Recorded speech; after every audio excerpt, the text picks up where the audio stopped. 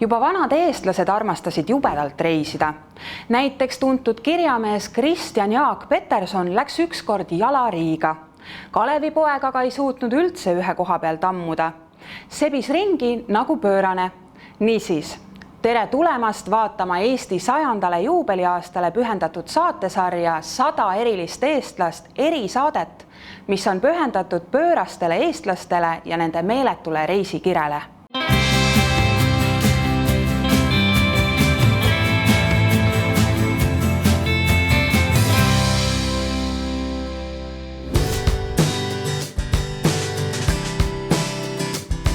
Eestlane on reisuhimuline inimene. Kui vähegi raha on, siis asjad kokku ja kodust minema. Kuid samal ajal, kui ühed armastavad chillida mõnes nooblis kõik hinnas hotellis, on meie seas ka tõelisi rännumehi, naisi ja lapsi. Täpsemalt inimesi, kes armastavad olla teel. Tšau, sõbrad! Kotis! Saage siis tuttavaks väikese Aleksandri, Marianne ja Eeroga. See on üks eriline Eesti pere, mis ei püsi purgiski paigal ning puhkab seetõttu ratastel. Kogu see meie reisimine sai alguse tegelikult sellest, et Aleksander on praegu 4,5-aastane ja meie kindel soov on panna ta Eestis kooli. Ehk siis, et kui ta läheb 7. kooli, siis meil praegu ongi täpselt selline 2,5-aastane vahemik.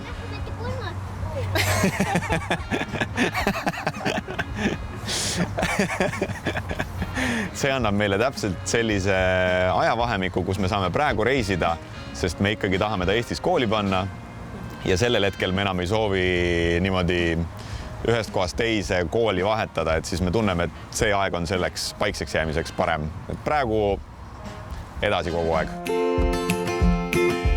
Keskmise eestlase vaatevinklist on tegemist täiesti pöörase perekonnaga. Nad ainult ei reisi, vaid peavad YouTube'is ka oma reisivideote päevikut.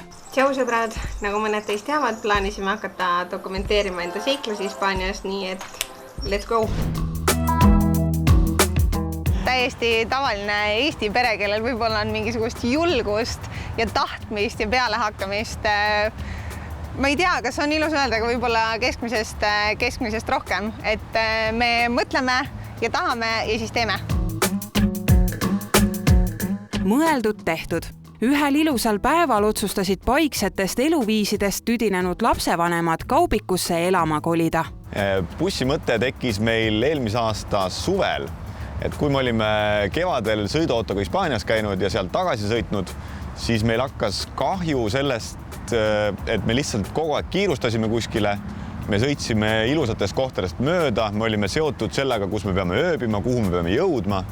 Ja siis tagasi tulles meil tekkiski mõte tegelikult, et palju lihtsam oleks ju kogu elamine kogu aeg kaasas kanda. Ehk siis, et meil ei ole kuskile kiire, kui meil kuskil meeldib, jääme kauemaks, kui ei meeldi, paneme edasi. Ja sealt see mõte selline tuligi, et bussi minna. Kaubiku me ostsime 2800 euroga. Ja nii saigi uue kodu vundamendiks ligi 300 000 kilomeetrise läbisõiduga Citroen Jumper. Eelnevalt kasutati teda töökaubikuna, aga hoolimata mustusest hästi hoitud. Valmis, jah? Valmis, jah? We're about to see the van reveal.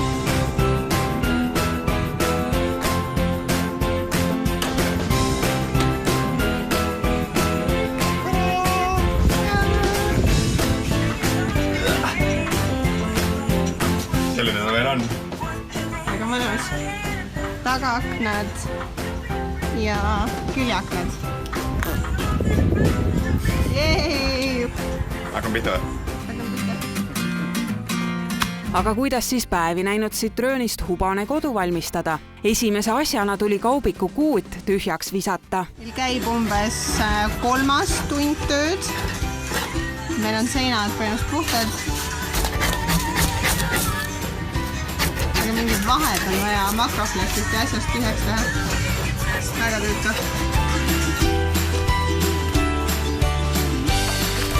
Koristustalgud missugused ja kui Eero pöial suures töötuhinas viga sai, oli väike reisusell Aleksander kohe nõu ja jõuga aitamas. Kuule, lähme tuppa ja paneme rohtu sulla. Lähme. Mitmes päev ja mitmes tund läheb? Teine päev ja ma ei tea, viiest või kuuest või?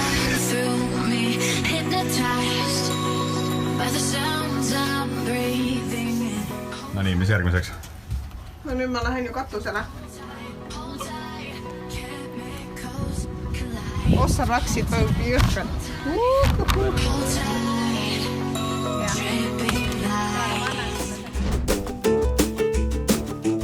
Pärast seda, kui kaubik seest ja väljast puhtaks küüritud sai, lükati ratastel maja ehituses sisse teine käik. See tähendas seda, et bussi tagakongi ehitati tulevase eluruumi papist makett.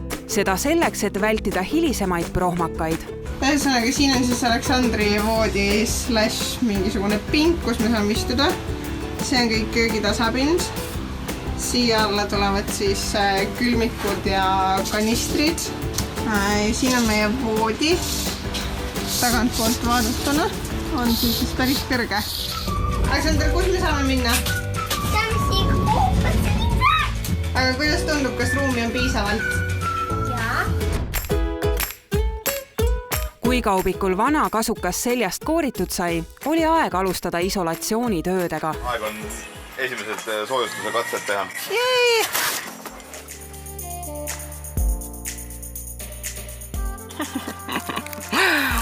See on siis see... see ei ole seest kõik ära kuivanud. Järgmiseks sammuks on meil siis vineer seina panna. Vineer seina pandud, oli aeg alustada siseviimistlustööde ja möbeleerimisega. 14. päeva õhtu, kell on 19:29. Päike on juba loojunud ja suhteliselt külm on. Aga what progress? Meil on siin Aleksandri voodi, aga meil on kõik pinnad värvitud ja sinna paneme praegu kohe 4 seinaplaati. Aga nüüd räägime sellest, mis kogu selline projekt meie bussiperele maksma võis minna. Umbes 5000 kaudselt siis läks kogu meil see elamine. Meie läksime poodi, pidime ostma uue asja ja seda, mis meil vaja oli tollel hetkel, lihtsalt sest aeg sundis peale. Pluss meil oli enda selline konkreetne stiil, konkreetne maitse, mida me taga ajasime. Ja sellest tulenevalt siis väga paljud materjalid olid siis nii-öelda keskmisest kallimad, et me ei saanud nagu valida neid kõige odavamaid asju, mida selles suhtes absoluutselt alati võib teha. Kui sa ehitad endale näiteks kodu kõrvalt kaubiku, millega reisida, siis absoluutselt 100% ma soovitan nii palju kuskilt, ma ei tea, ehitusplatsidelt, mis alles jääb kuskilt, täiesti mingisuguseid second-hand asju kasutada. Tšau sõbrad, kätte on jõudnud 9. osa ja me näitame täna teile meie valmis bussi. Köögipinda on meil meisterlikud 1,2 meetrit ja tegelikult kõik esmavajalik on siin olemas. Et vesi ja veesüsteem on meil kõik siinpool, et siit saab puhast vett ja taha jookseb must vesi ja siis natukene on ka veel lisavett, et siukse 30 + 2,8 liitrise veekanistriga saame vabalt kuskil 5-6 päeva süüa tehtud, hambad pestud, ennast pestud. Ja siinpool on kõik siis söögi tegemise tarvikud. Söögi valmistamiseks kasutas bussipere ülilihtsat ja geniaalset leiutist. Liit on meil selline kõige lihtsam ja askeetlikum kohvergrill, mis on eales leiutatud. Et alati on võimalik selline integreeritud gaasisüsteemiga pliit panna, aga kuna seda tööpinda on nii vähe, siis me mõtlesime, et lihtsam on selline teisaldatav grill, mida siis saab ära panna, kui toit on valmis. Kus me oleme? Mis oli? Pauska? Parkisime ennast nüüd ära. Siin on täielik segadus veel. Me teeme endale õhtusööki. Ossa vanaraks. Atribuutikaga. Meie oleme madu ja teie jääte siia. Lihtsalt selle pilt.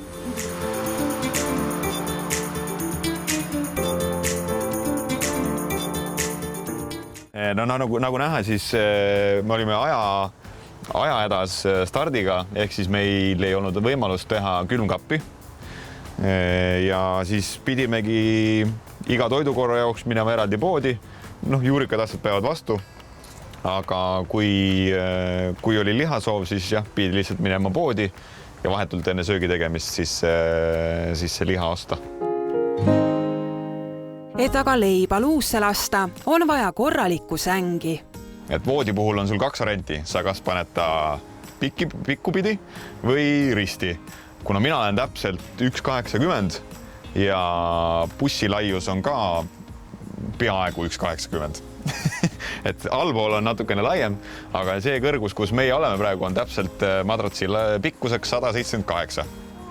Ehk siis me pigem tahtsime, et me ei tahtnud ohverdada seda ruumi siin sees elamiseks, vaid et, sest voodit sa kasutad ainult 8 tundi päevast, aga mis sa ülejäänud aja teed, on ju. Ehk siis, et me otsustasime panna voodi hoopis niipidi. Ja lapsel on oma voodi. Kuna meil samamoodi ei ole ka kütet või siis nii-öelda kütet ei ole bussis, siis teinekord, kui oli külmem öö, siis me saime ta võtta ka tegelikult enda kaissu, et kõige külmem öö, kus me olime, oli -3 öösel. Niimoodi, et hommikul ärkasime, aknad olid kõik ärmas, aga sellele vaatamata 3 olime siin tavalisi teki all, ühtegi lisapleedi, mitte midagi vaja ei olnud tegelikult ja maailma parim uni. Avame esimesed õlled tähistamaks meie esimest tööd. Ja peagi oligi esimene öö uues kodus edukalt maha magatud. Tere hommikust! Tere hommikust! Meie esimene öö bussis. Kas sa nägid häid unenägusid? Kas nägid häid unenägusid? Ei, mä en osanud. Sa ei näinud üldse olnud?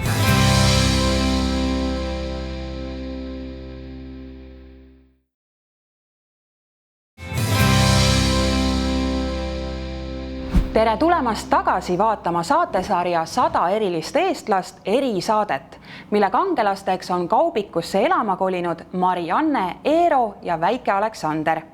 Kui saate esimeses pooles võtsime luubi alla ettevalmistusperioodi, siis nüüd on ratastel maja juba valmis ehitatud ning vahva perekond on võtnud suuna Hispaaniale. Kindlasti tekib paljudel inimestel nüüd küsimus, et kuhu üks 3-liikmeline pere oma asjad ära mahutab. Eks ikka panipaikadesse. Oi, panipaiku on siin palju. Et me otsustasime ikkagi kõige lihtsama lahenduse kasuks, milleks oli siis lihtsalt tavaline korvide süsteem. Igaüks sai omale korvi, naispere sai 2 korvi ja siis oli eraldi veel hügieenikorv ja toidukorv. Ja selle järgi oligi kõik riided tegelikult kaasa võetud. Järgmine majutus, järgmine asjade hoidmiseks oli siis Aleksandri voodialune. Siin on meil siis kõik gaasid, tööriistad, lisa akusüsteem veel. Ja kui me teel olime, siis mänguasjad, lauamängud, kõik sellised asjad olid siia pandud. Et ruumi asjade hoiustamiseks on rohkem, kui meil tegelikult kaasas oli, et meil oli päris palju tühja ruumi lõppude lõpuks. Eriti palju vaba ruumi on aga auto tagaosas. Ja kuna me oleme lihtsalt sellised aktiivsed, meil on palju asju kaasas, just nimelt selliseid rulad, rattad, golfivarustused, kõik sellised asjad, siis sai tehtudki selline voodi piisavalt kõrge, et jalgrattad mahuvad siia alla ja kõik muu samamoodi, siis me hoidsime siin mingisuguseid jopesid, lisajalanõusid ja me longboardid, Aleksandri ratas, motikas, minu golfikott oli siin, isegi need ranna täispuhutavad madratsid on meil kaasas. et kõik selline oli siin, mida nagu igapäevaselt vaja ei läinud. Niisiis asuski meie bussipere möödunud aasta oktoobris seiklustest tulvil matkale. Koduks vana Kaubik ning sihiks tõotatud maa Hispaania. Tartusime tanklast, sõitsime umbes 100 meetrit ja järsku käis üks kolin. Katuseluuk lendas minema. 200-300 meetrit eemal jäin seisma. Mingi tropp oli sellest üle sõitnud, nii et olid ainult killud järgi. Seiklused. Muide, vanas Euroopas on kaubikutes seiklemine täitsa tavaline nähtus. Inglise keeles kutsutakse sellist liikumist van life'iks. Et see on küll viimastel aastatel eriti populaarseks saanud, aga oleme ausad, mis tehti 60-ndatel, 70-ndatel, see ju ongi originaalne ja pesuehtne van life tegelikult. Nemad lihtsalt sellel hetkel ei liigitanud ennast sellise nimega. aga selles suhtes jah, et internetist leiab tänasel päeval väga palju paarikesi, perekondi, üksikuid, noori, vanu, kõik, kes on kas siis omal tahtel või sunniviisiliselt bussi elama läinud ja sellest oma elustiili teinud.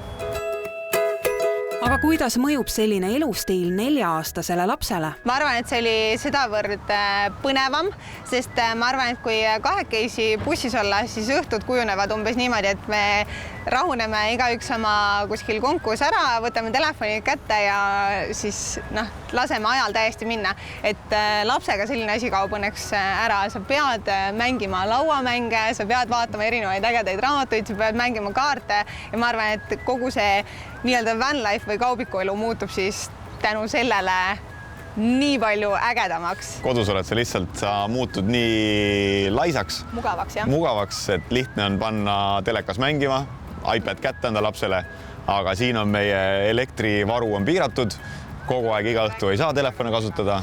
Võin sinu käest küsida midagi? Jah. Nii, Liisa küsib.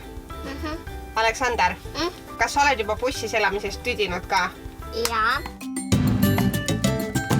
Teel Hispaaniasse tuli ette igasuguseid pööraseid juhtumisi. Isegi politseile altkäemaksu maksmine polnud mingi haruldane nähtus. Me alustasime sõitu ilma tuleteta, nii et Poola politsei leidis kohe võimalus omale peo peale 100 šlotti küsida.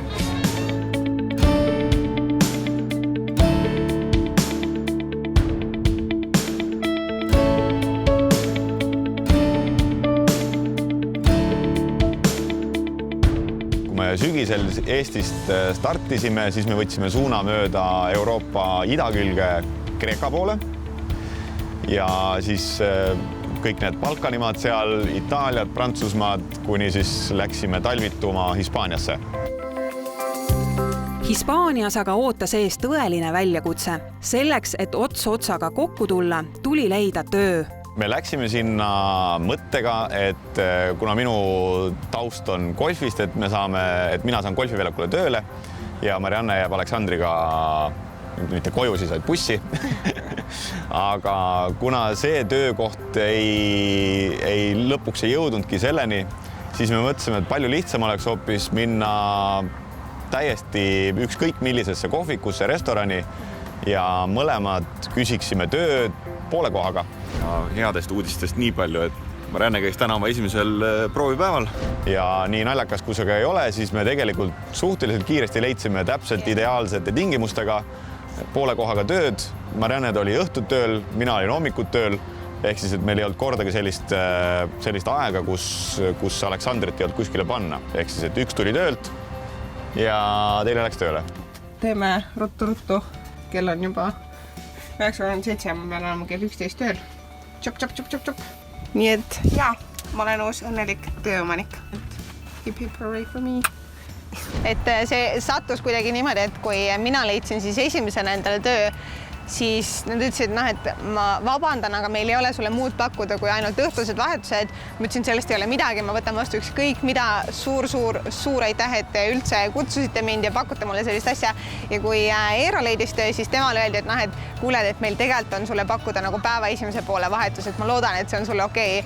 Tolle hetkel reaalselt me mõtlesime, et nagu mis asi see just oli, mis praegu toimus. Täielik jackpot, et ma ei tea, saatus soosib kuidagi meie sellist elustiili, eluviisi. Kindlasti mõtleb nüüd iga vähegi 2 jalaga maa peal olev inimene, et kus küll meie teenindussektoris tööd leidnud bussipere ennast pesemas käis.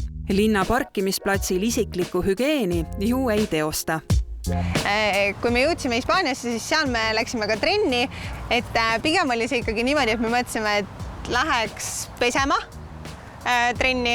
Me läksime küsima tegelikult sinna, et kas me saaksime ka mingisuguse sellise kuukaardi, kus me saame ainult siin duši kasutada. Kõik ütlesid, et ei, absoluutselt mitte. Trenn on tervisele hea ja osta aga pakett. Ja kuna paketid on tõesti väga-väga odavad seal, siis me saime endale hea hinnaga pakkumise, kus me pidime ka trennis käima või alguses see oli niimoodi, et me läksime pesema ja siis me mõtlesime, aga iseenesest, kui me siin masinate vahel oleme, siis äkki juba käiks trennis ka ära.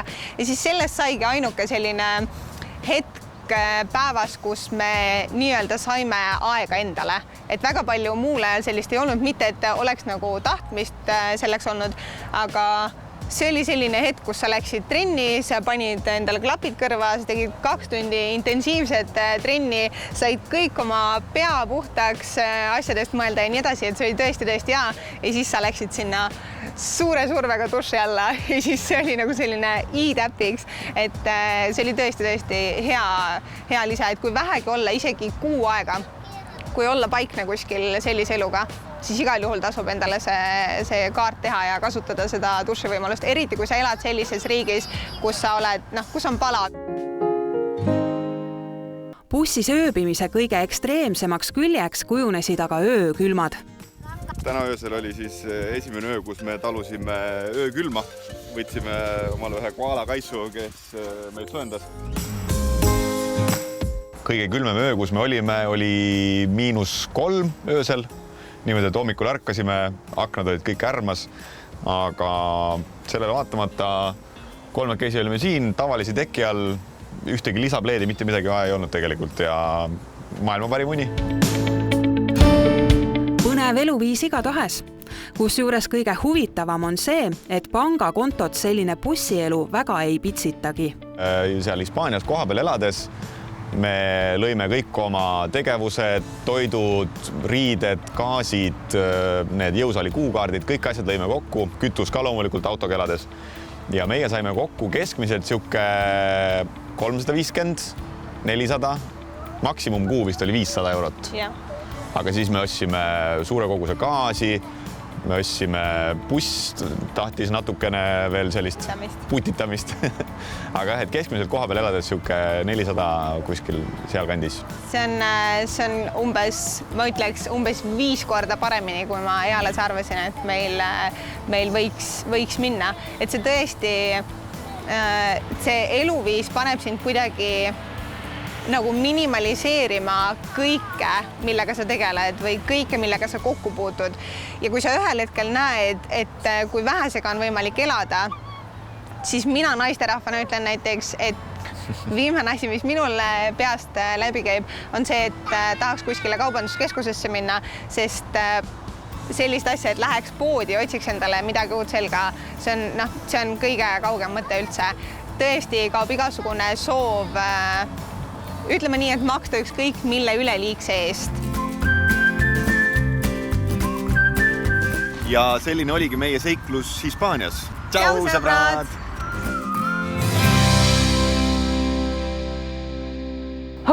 Milline pöörane pere! Aga kui sina või sinu sõber midagi lahedat teete, siis andke sellest meile märku aadressil 100eestlast@kanal2.ee.